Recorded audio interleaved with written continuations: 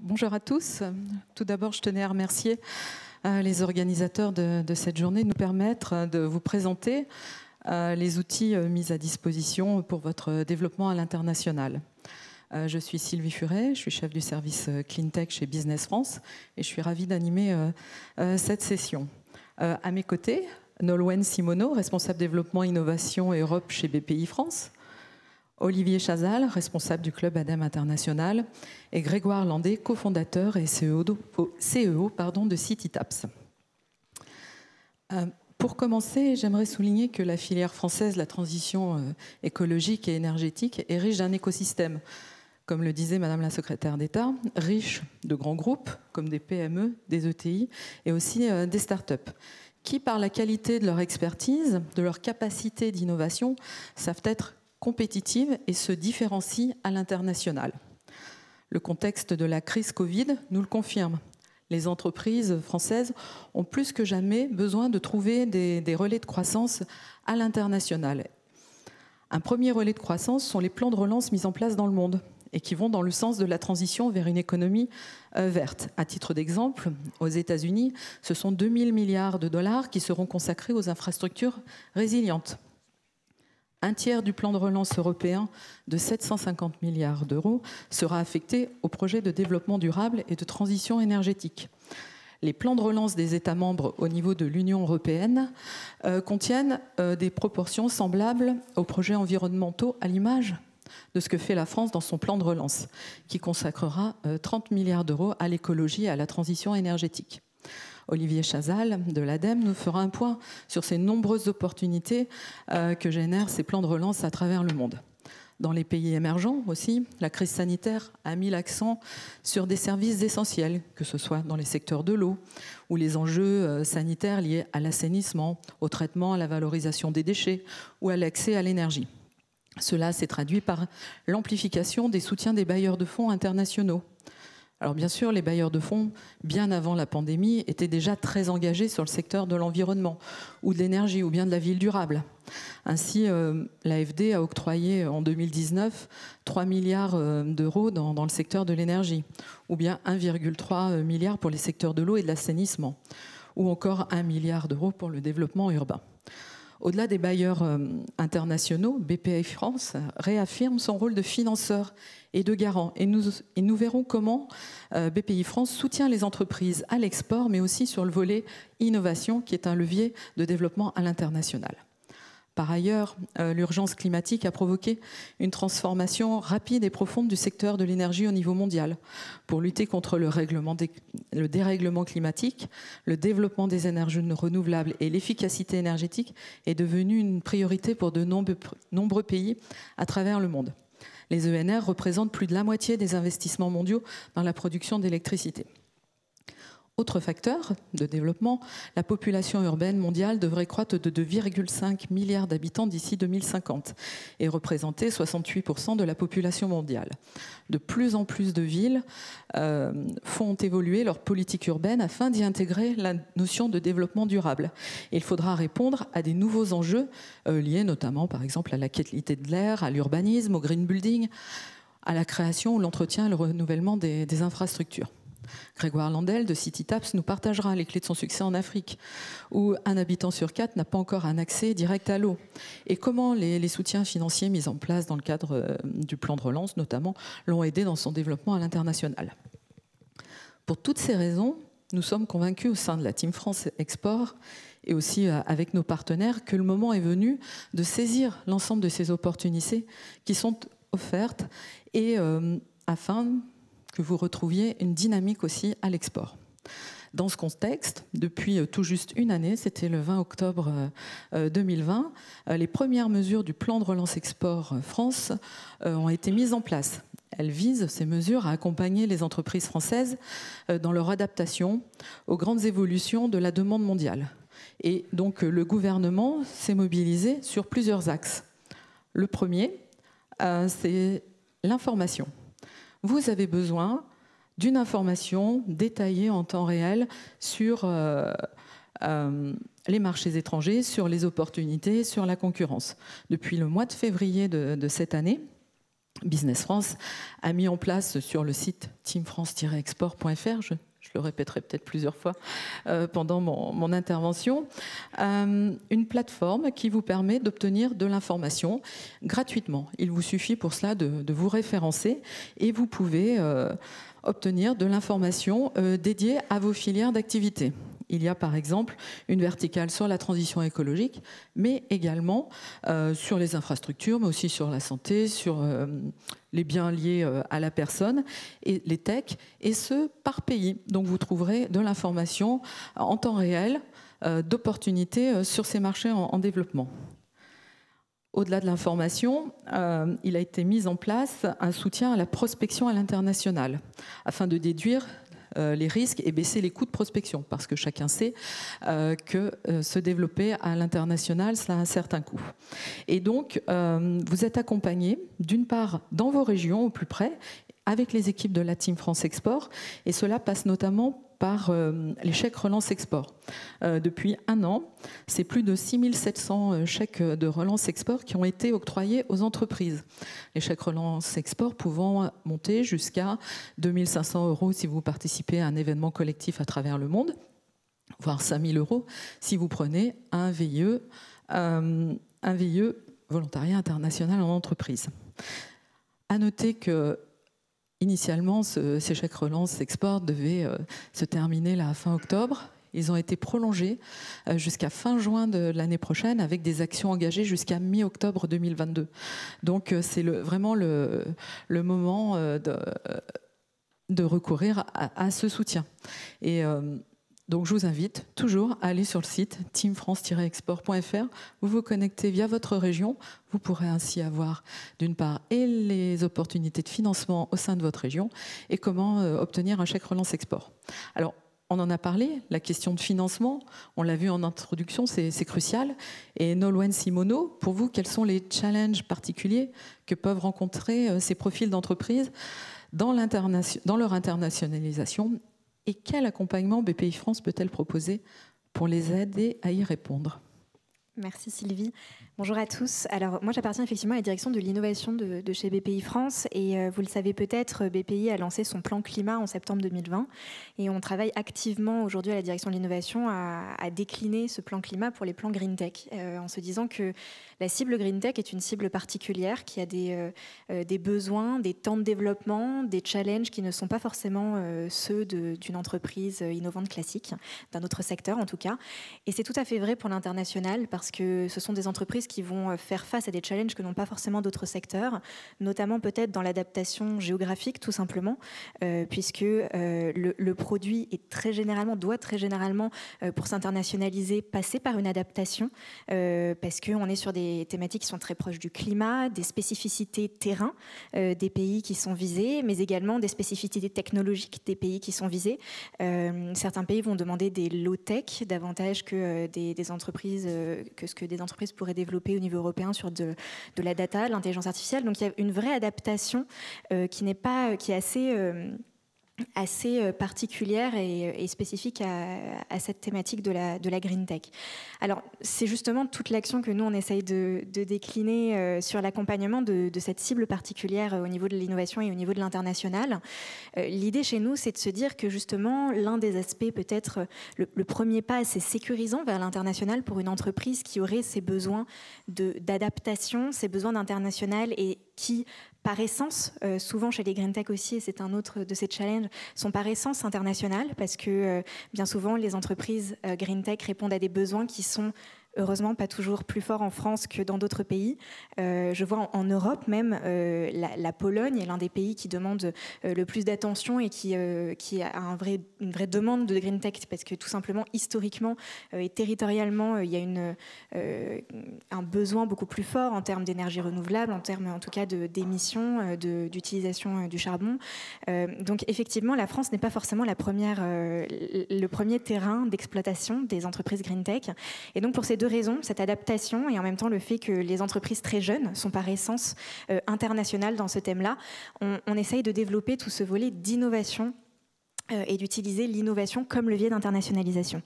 Alors concrètement, qu'est-ce que ça veut dire ? Nous, ce que nous faisons dans notre direction, c'est proposer aux entreprises de partir sur ce premier pas innovant à l'international et que plutôt finalement que partir à l'export, on en parlera peut-être plus tard, qui généralement les offres de chez BPI France, en tout cas à l'export, sont pour des entreprises un petit peu plus matures, de se dire que nous pouvons accompagner les entreprises par le biais de collaboration technologique à l'international.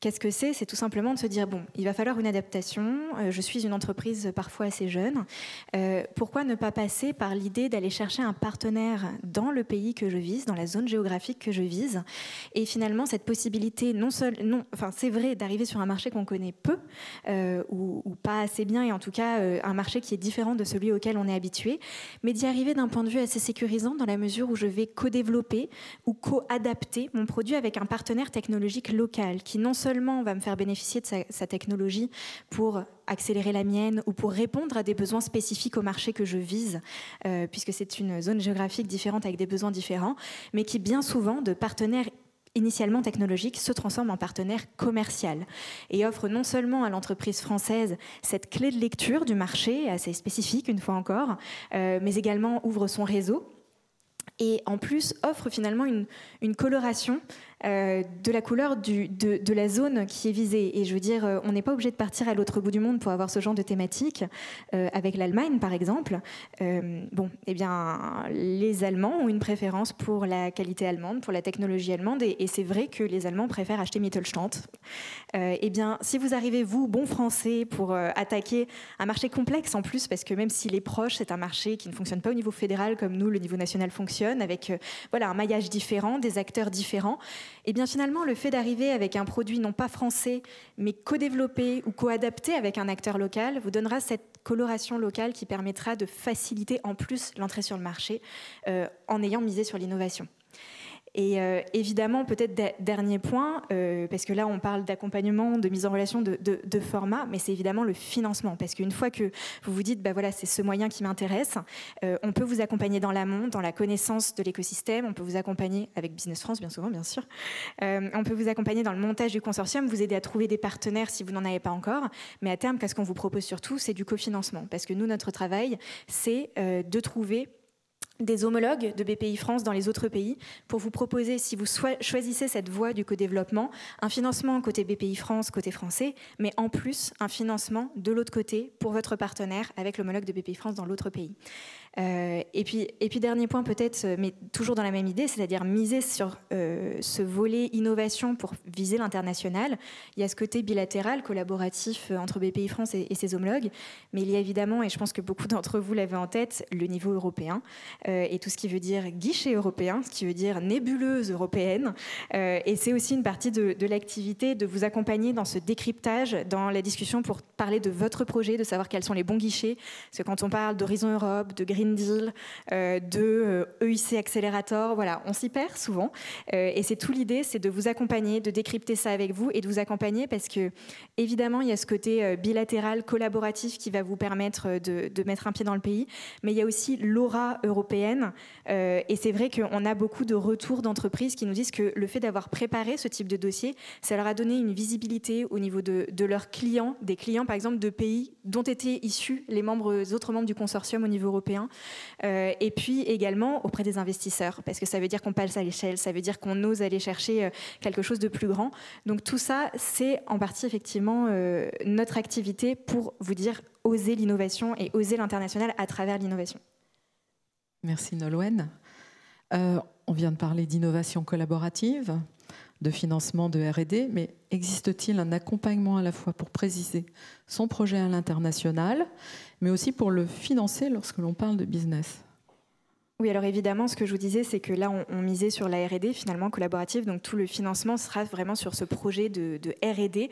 Alors, même si, évidemment, c'est tout l'objectif de ce dont on discutait. Donc, on sera plus sur le D. L'objectif, c'est qu'on soit sur 2-3 ans de collaboration, mais que vous puissiez commercialiser et justement s'appuyer sur ce biais consortium pour viser l'international. Mais bien sûr, alors on vous rabâche les oreilles avec ça, ce continuum de financement chez BPI France, vous avez dû en entendre parler. L'idée, c'est évidemment que, je représente l'innovation, mais on travaille main dans la main avec nos collègues de l'export, nos collègues du business, puisque une fois que vous avez été financé sur cette R&D pure, après, nous, on arrête au niveau de la R&D de vous financer au moment où vous terminez le produit avec vos partenaires. En revanche, évidemment, après, vous allez avoir besoin d'aide pour la commercialisation, et c'est là qu'on passe le relais avec les autres équipes de chez BPI France qui vous suivent en niveau régional, donc n'hésitez pas à les solliciter. Et effectivement, on a un certain nombre d'aides pour préciser, c'est la question, préciser la stratégie. Alors, vous le savez peut-être, certains d'entre vous les connaissent, les assurances prospection ou assurances prospection accompagnement. L'idée étant de vous aider dans vraiment vous aider à affiner votre stratégie vers l'international. Accompagnement, c'est la petite sœur, c'est la version, vous avez un accompagnement BPI France, vous avez une zone encore, vous ne savez pas vers quelle zone, mais vous cherchez, et donc ça vous aide à financer des voyages. Maintenant, c'est possible. Des salons, des rencontres. Et puis l'assurance prospection, ensuite, vous choisissez une zone. Et là, on vous aide vraiment. Finalement, c'est de l'avance de trésorerie. Et tout l'intérêt, c'est cette première aide, finalement, à l'export, c'est qu'on partage le risque avec vous. Et l'idée, c'est que l'assurance prospection, ce soit une avance remboursable, mais en cas de succès. Et si vous faites face à un échec commercial, eh bien, on ne vous demandera pas de rembourser cette aide-là, puisqu'on est là pour partager le risque avec vous. Donc c'est la première chose. Et puis évidemment, et on l'espère, le projet sera concrétisé. Et à ce moment-là, il y a évidemment d'autres aides à l'export, le pré-croissance internationale, et si vous décidez d'ouvrir une filiale également, toutes les possibilités de garantie de capitaux. Si en tant que maison mère française, vous décidez de mettre des capitaux dans une filiale étrangère, BPI France peut vous garantir jusqu'à 50% de ces capitaux, parce que là encore, on partage le risque. Si jamais vous devez fermer cette filiale, malheureusement, on vous remboursera 50% des capitaux. Alors beaucoup d'autres choses, crédit export, etc. Mais on n'est pas là pour ça, et je vais plutôt laisser passer mes copanélistes. Mais en tout cas, si vous avez des questions, n'hésitez pas. Moi, je resterai ensuite, et avec plaisir pour répondre à toutes vos questions. Et j'espère avoir de beaux projets internationaux chez les Green Tech. Merci. Merci beaucoup, Nolwenn. J'aimerais maintenant que Olivier Chazal nous partage les actions qui sont mises en place par l'ADEME pour faire grandir justement les entreprises de la Green Tech à l'international. Bonjour à toutes et à tous. Merci beaucoup à l'organisation du Meetup Green Tech pour cette invitation et cette table ronde sur l'international. L'international et l'ADEME, pour beaucoup, vous ne connaissez pas ou peu.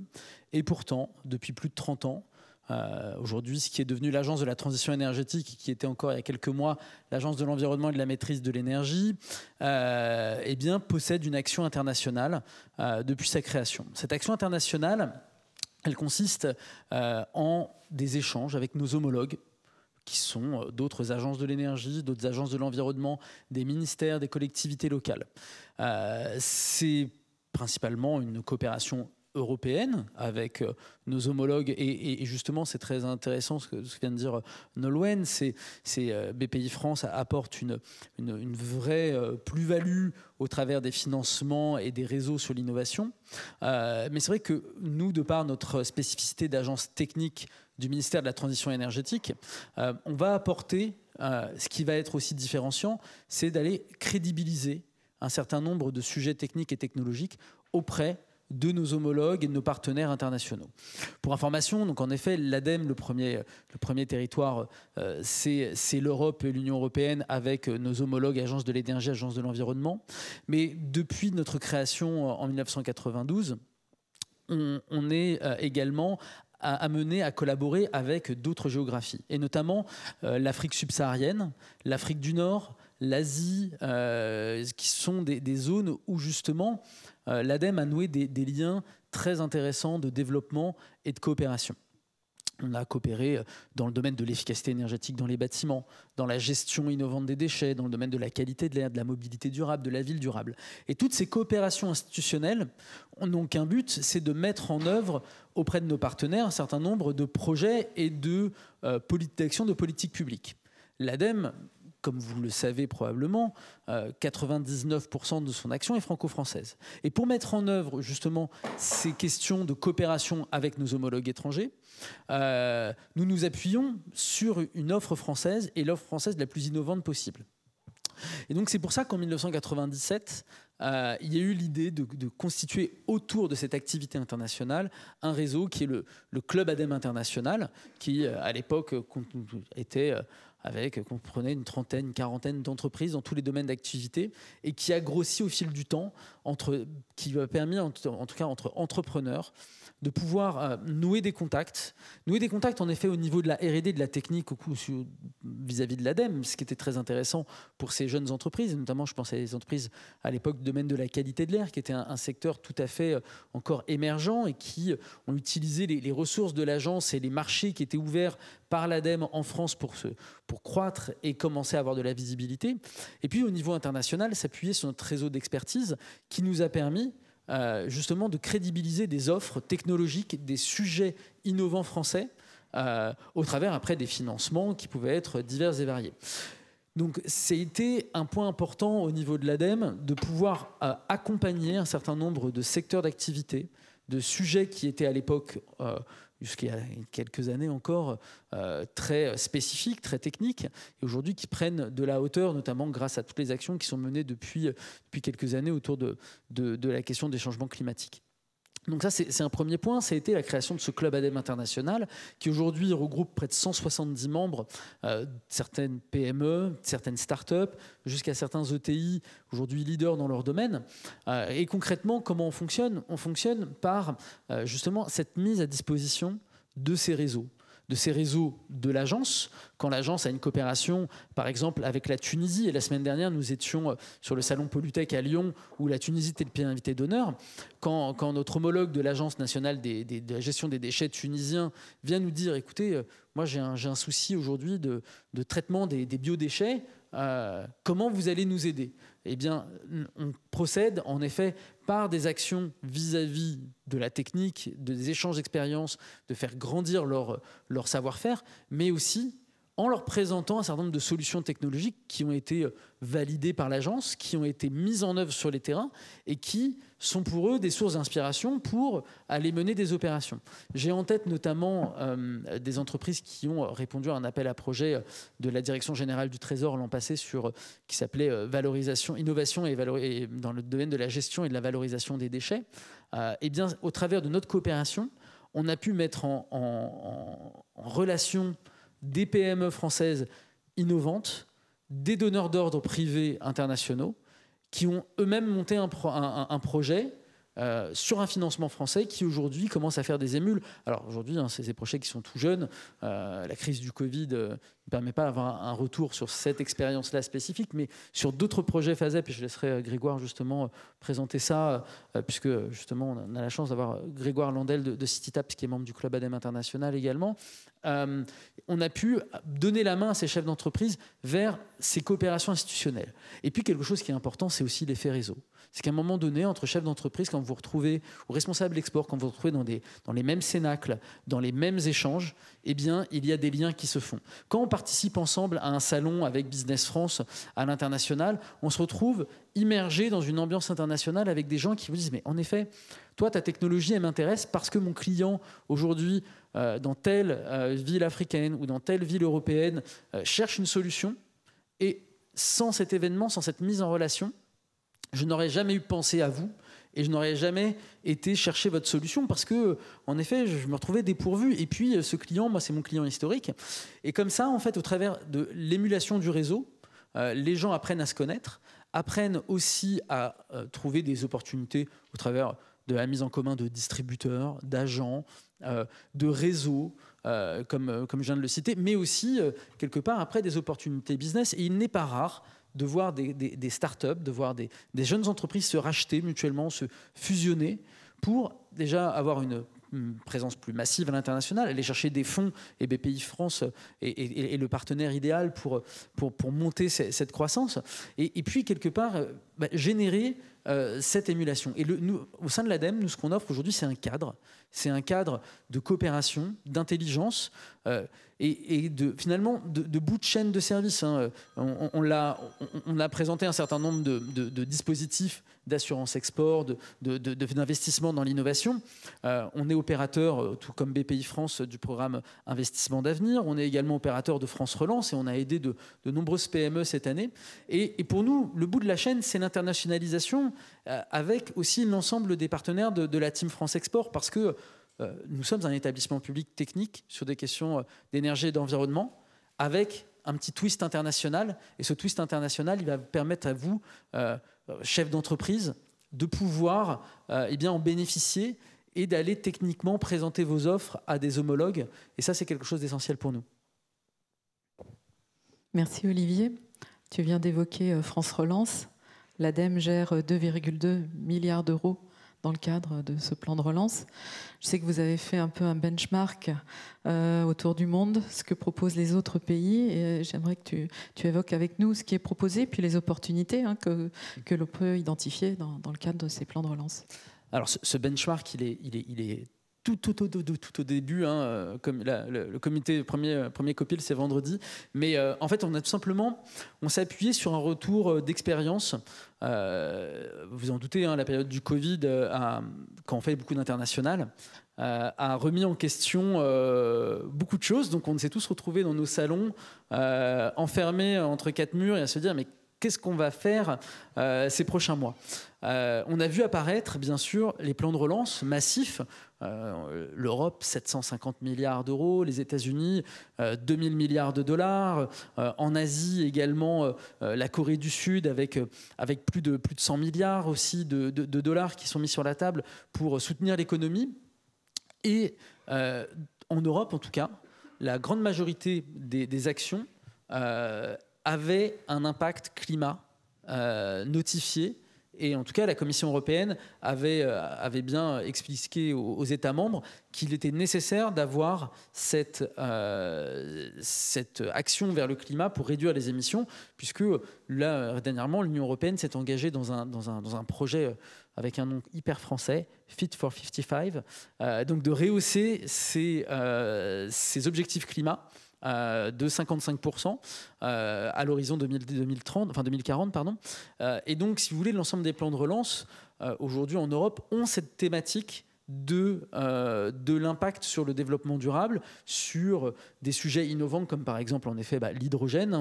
Vous entendez depuis des mois et de nombreux pays européens consacrent une grande partie de leur plan de relance à cette thématique. Ne serait-ce que le Portugal. Le Portugal va y consacrer près de 5 milliards, l'Espagne près de 7 milliards, la France 7 milliards, l'Allemagne 9 milliards.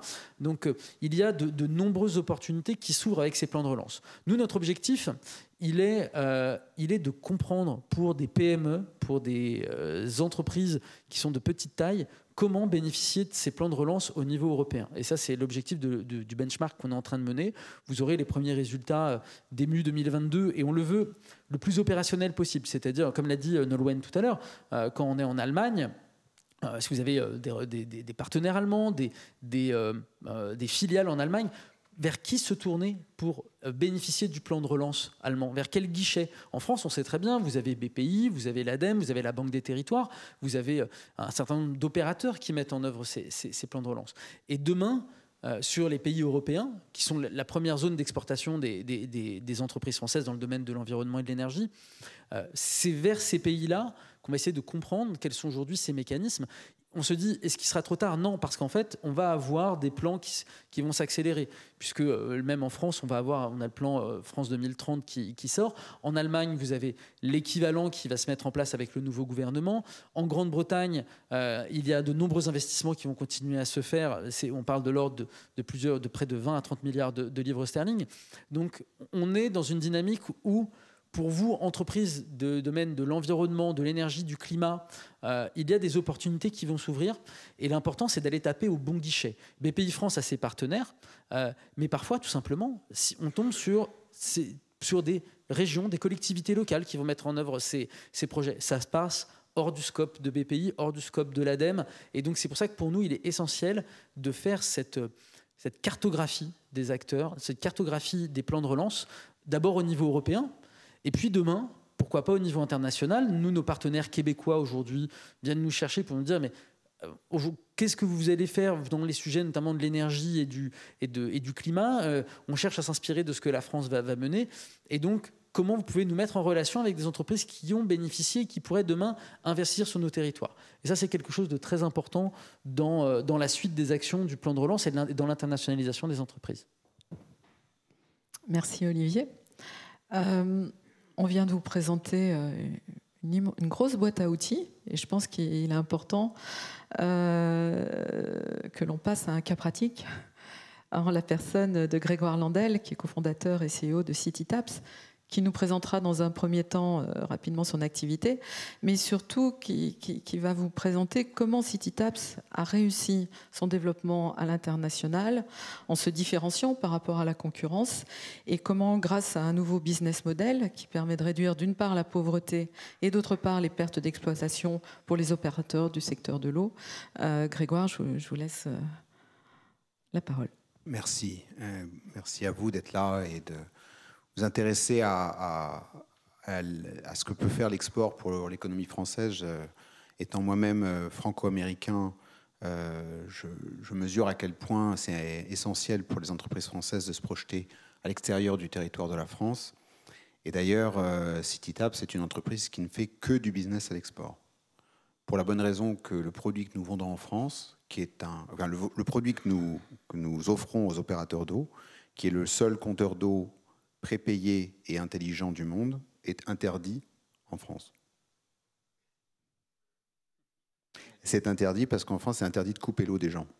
Alors, vous pouvez trouver que c'est très bien, hein, on ne va pas se lancer dans ce débat-là, mais en gros, vous ne pouvez pas faire de prépaiement si vous ne pouvez pas couper. Et en France, depuis la loi Borde de 2015, c'est interdit de couper l'eau des gens. Donc, si vous voulez arrêter de payer vos factures, faut pas, hein, faut payer ses factures d'eau, c'est important. Sinon, après, il n'y a plus d'eau pour faire tourner la machine. Donc, plus d'argent pour faire tourner la machine. Donc, c'est justement ça le problème auquel nous répondons. C'est les opérateurs d'eau ont besoin d'argent pour pouvoir faire tourner les usines, pour payer les femmes et les hommes, pour acheter les motos, les voitures, les trombones et les ordinateurs qui permettent de faire fonctionner un système d'eau qui permet de transformer une eau brute en un produit industriel qui va être livré chez vous 7 jours par semaine, 365 jours par an, y compris Noël et le jour de l'an à minuit. C'est le seul produit de sa catégorie. C'est le seul qui est comme ça. Et donc nous, on se situe entre l'opérateur, qui donc a besoin d'argent pour faire fonctionner sa machine, et l'abonné, qui a un besoin intrinsèque d'avoir de l'eau chez lui ou chez elle, et qui en conséquence doit pouvoir payer pour ce service. Je vous rappelle qu'on ne paye pas la molécule d'eau, hein, on paye le fait qu'elle arrive chez vous, et qui doit pouvoir le faire dans les pays en voie de développement d'une manière qui est adaptée aux difficultés de financement que peuvent avoir les familles, notamment les gens qui n'ont pas de salaire. Donc nous avons un système de paiement au fur et à mesure. Si vous vous rappelez les téléphones prépayés, c'est exactement la même chose, sauf que c'est avec l'eau. Et ce qu'on remarque, c'est que des foyers qui gagnent 1 ou 2 euros par jour au Niger, des gens qui sont analphabètes, vont pouvoir avoir de l'eau et être les meilleurs clients de la société d'exploitation des eaux du Niger, puisque, à la différence de tous les autres, ils n'ont aucun impayé, puisqu'ils prépayent. Ils ont très rapidement de l'eau si jamais ils sont coupés. C'est-à-dire que quand ils sont coupés, ils sont à solde zéro, donc il suffit qu'ils remettent 1 euro, voire 50 centimes, 500 francs CFA est le paiement minimum, donc ça fait à peu près 75 centimes, pour avoir de l'eau chez eux à nouveau. Donc notre solution, c'est un objet, hein, c'est un truc physique, c'est avec une solution logicielle qui permet de le gérer. Et donc c'est un compteur d'eau qui compte l'eau et qui coupe l'eau quand il n'y a plus de crédit sur le compte. Et les abonnés vont payer avec leur téléphone mobile. Donc beaucoup d'entre vous, je pense, savent que dans les pays africains, les solutions de paiement dématérialisées par téléphone comme M-Pesa ou Orange Money sont très répandues. Et donc les gens vont payer, ils vont mettre, je vous dis, 500 francs CFA, 100 shillings kenyans, donc 1 euro, pour avoir de l'eau chez eux. Ils vont avoir de l'eau, et puis quand il n'y en a plus, ça va être coupé, puis ils vont pouvoir réabonder leur compte au fur et à mesure. Et ça c'est facteur d'équilibre social, de justice sociale, pour que les gens puissent avoir de l'eau au fur et à mesure chez eux, et de financement pour l'opérateur, qui, comme je l'expliquais au début, en a besoin. Alors, d'abord, c'est un produit qu'on a conçu pour l'export. Comme je vous dis, ce n'est pas possible de le vendre en France, donc on l'a construit pour qu'il puisse résister au vent plein de sable à Niamey, etc., aux chaleurs tropicales au Kenya, etc. Donc ça, je pense que c'est très important quand on a un produit et qu'on l'a vendu à Rennes ou à Charleville-Mézières ou je ne sais pas où, de se poser la question de est-ce que quand il va être déployé dehors à Niamey, il va tenir le coup. Si c'est à Niamey qu'on veut aller, hein, évidemment. Si vous voulez aller à Berlin, c'est sans doute pas la même problématique. Mais moi, je ne peux vous parler que de ce que je connais. Et je ne connais pas Berlin. Voilà. Donc, je pense qu'il y a un vrai sujet là. Et ensuite, il y a, comme on dit les autres panélistes, des outils sur lesquels on peut s'appuyer. Et je sais que Sylvie souhaite que je parle du FASEP, qui est un outil vraiment exceptionnel. Hein. Je pense que c'est de loin le meilleur de tous. Excuse-moi. Et puis on est dans la maison du FASEP. En plus, on est dans la maison du FASEP. Non, mais j'allais le dire. Donc c'est un outil de Bercy. Alors je dis pas ça pour leur faire plaisir, mais c'est vraiment un des outils les plus puissants parce que c'est un outil qui, malgré une certaine dose de paperasse quand même assez massive, hein, je vous préviens, est hyper flexible et permet de faire des choses avec un produit existant à l'international. Et donc, nous, ce que nous avons fait, c'est nous avons, dans le cadre d'un appel d'offres qui a été mené par Olivier et l'ADEME il y a 2 ans, il y a 2 ans, on a donc proposé un projet à Malindi, sur la côte est du Kenya, il n'y a pas de côte ouest au Kenya, côte est du Kenya, très bel endroit au demeurant, où on a donc déployé notre solution avec le financement du FASEP, donc, et ce projet nous a fait... Alors, les opérateurs d'eau sont des gens un peu particuliers, ils sont un peu casaniers, donc, si vous voulez, quand vous dites à un gars à Nairobi ou à Lusaka que vous avez un projet à Niamey, il vous dit oui, vous pourriez lui dire que c'est en Azerbaïdjan, c'est pareil. Hein. Donc, quand il en a un au Kenya, on a pu faire une visite d'un certain nombre d'opérateurs kenyans qui sont donc venus à Malindi. Donc là, ils étaient dans leur jardin, c'était familier et tout. En plus, ils aimaient bien, c'est à la plage et tout. Super. Et donc là, ils ont pu voir que ça marche, ils ont pu toucher, ils ont parlé aux abonnés, que les abonnés ont pu leur dire que c'était génial, etc., etc. Et donc là, il y a vraiment un truc où c'est pas juste le blanc un peu cinglé qui débarque de son avion et qui arrive avec une solution qui va expliquer à tous ces braves gens comment on va faire. Parce que là, on est dans le concret du terrain, au Kenya, on le voit, c'est là, on peut le toucher et on peut vraiment y croire. Et pour ça, le FASEP, c'est un truc absolument remarquable. D'accord ? Parce que ça sert vraiment à ça. D'accord ? Donc c'est vraiment, on est en plein dedans. D'accord ? Et le financement est très généreux. C'est un financement du projet à 100%. Alors il y a une partie qu'il faut amener en sweat equity, si j'ose dire, en effort, etc. Mais c'est un financement qui est extrêmement généreux et qui permet à des entreprises, des toutes petites entreprises, de vraiment s'exporter. Et donc je ne peux que le recommander. Voilà, c'est vraiment... alors, quand je travaillais dans des bureaux d'études, on faisait surtout des études. Au début, le FASEP, c'est un truc pour faire des études. Mais heureusement, Bercy a décidé d'en faire aussi un truc qui finance des projets. Et ça, c'est vraiment très bien. Donc, là-dessus, je vous encourage. En ce qui concerne les autres outils dont Nolwenn a parlé, vous verrez qu'en fonction de la taille de votre entreprise, il sera plus ou moins facile d'y accéder et qui répondront plus ou moins bien à vos besoins. Nous, on est très connus à la BPI parce que souvent, j'ai un peu tendance à dire ce que je pense et pas toujours de manière très agréable. Donc, on est en même temps très bien servi. On a été beaucoup aidé sur le volet innovation et notamment avec pour un projet à Singapour où on est en train de développer une nouvelle solution pour la Société des eaux de Singapour. Donc là, la BPI nous a financé 45%, je crois, de notre part, parce que c'est le maximum au titre des minimi européens. Et, ouais, c'est pas tout à fait ça ? Normalement, c'est... Ah, j'ai plus de... Non, ça y est, ton coupé. Ah, oui, c'est bon. Merci. Normalement, ça ne dépend pas des minimis, ça dépend des fonds, par contre, de l'entreprise. Je me rappelle jusqu'à pas. 60%. Ok, c'était peut-être 60%. Je ne me rappelle pas parce que c'est cela.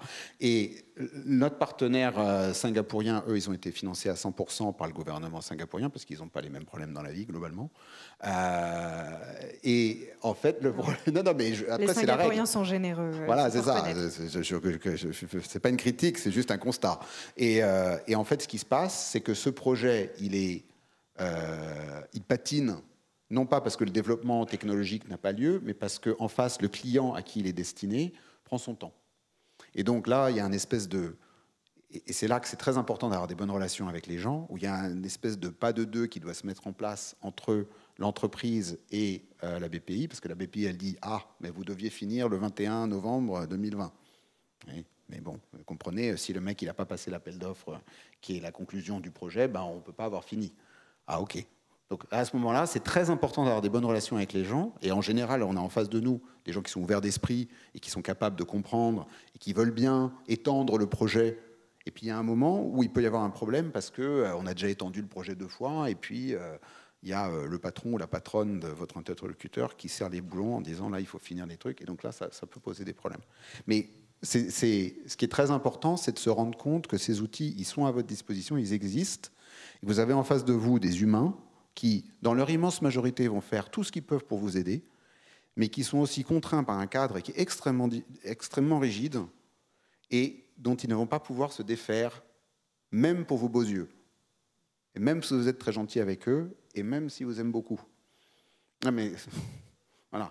Donc, parce que faut pas l'oublier, quoi. Et donc, ça peut être hyper frustrant. Moi, je sais que j'ai été très frustré à certains moments. Mais voilà, c'est pas vous, quoi. C'est pas vous le problème. Et ça, c'est important de se rendre compte parce que sinon, on peut rentrer dans une conversation, dans une situation conflictuelle avec la personne qui en fait est là pour vous aider, et ça n'a aucun intérêt parce que cette personne-là, elle est objectivement là pour vous aider. Donc, voilà, c'est un peu ce que je dirais sur ces outils-là. Il y a ce qui est écrit sur le papier, en théorie, et puis il y a ce qui se passe en vrai dans la réalité. Et ensuite, il y a les humains qui essaient de mettre ça en œuvre dans un monde qui n'est pas fait de droite perpendiculaire et de machin. Vous voyez, voilà, il y a de la poussière, et donc ça marche comme ça peut, quoi. Voilà. Merci Grégoire. Ça me permet de conclure en disant que l'international, l'export, c'est de la patience et de la persévérance. Je crois que c'est... et de la prudence aussi, les 3 P. Ça me rappelle. Voilà. Moi, ce que j'aimerais dire, c'est qu'au sein de cette assistance, vous avez tous des talents, tous des savoir-faire qui peuvent se déployer à l'international. Il y a des outils qui existent, il faut s'en saisir. Et pour aller à la conquête de ces marchés. Et je crois que ce que l'on a besoin en tant qu'opérateur, que ce soit l'ADEME, BPI, Business France, la Team France Export, on a besoin de vous pour les mettre en œuvre, ces outils, et pour qu'ils soient déployés. Voilà. On est tous à votre disposition. Merci à tous les 3 pour vos précieux témoignages. Et puis s'il y a des questions où on peut échanger après, tout de suite. Quand vous devez prendre des questions... Oui. Il y a un monsieur qui a la main.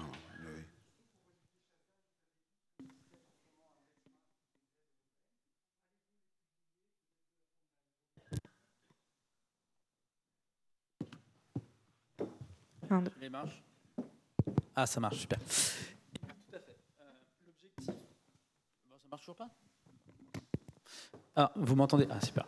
Tout à fait. L'objectif, c'est de publier, c'est plus qu'un benchmark, c'est vraiment un guide pratique, une cartographie pratique pour l'ensemble des entreprises françaises.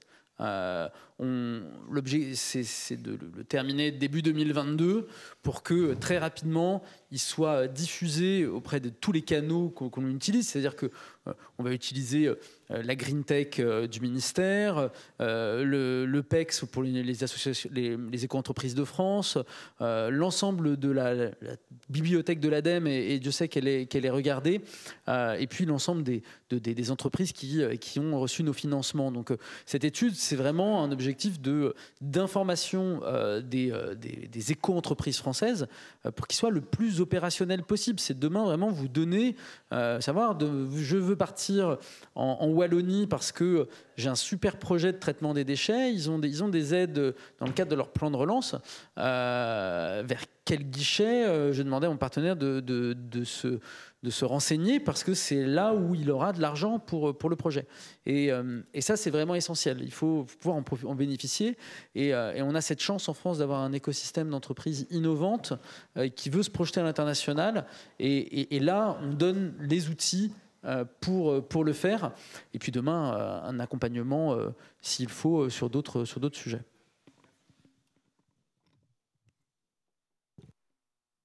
Et si je puis dire un petit mot et rebondir sur ta conclusion, il y a beaucoup d'outils et surtout les outils sont là vraiment pour s'adapter à vous.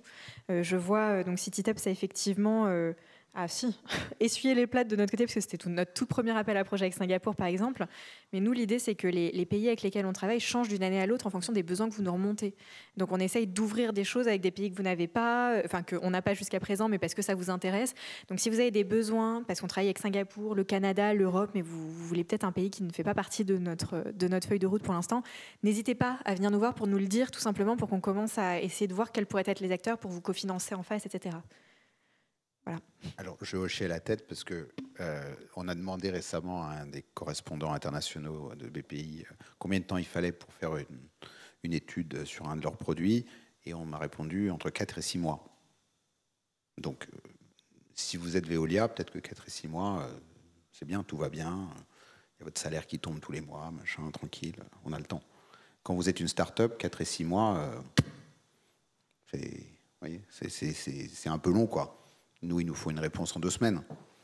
Alors, je comprends qu'on gère l'argent du contribuable français et que donc on fasse attention et on mette le temps et qu'on fasse pas n'importe quoi. Et d'ailleurs, c'est mon argent, donc je suis plutôt content qu'on y fasse gaffe. Mais voilà, c'est pour ça que j'hochais la tête tout à l'heure, et je suis d'accord avec le fait que quand on dit quelque chose, moi, ça m'est arrivé de dire des trucs et que 6 mois après, 1 an après, je vois que il y a des gens qui ont écouté, qui mettent à mettre en œuvre, etc. Ça prend du temps, c'est une grosse machine, etc. Mais il y a une vraie volonté. Et ça, je pense que c'est quand même... Ça vaut la peine d'être dit. C'est facile de critiquer bêtement, et ça va trop lentement, gna gna gna gna gna. Mais voilà, il y a un vrai truc. Il y a des gens intelligents, sympathiques, et on peut travailler avec eux. Et ça, c'est quand même super important.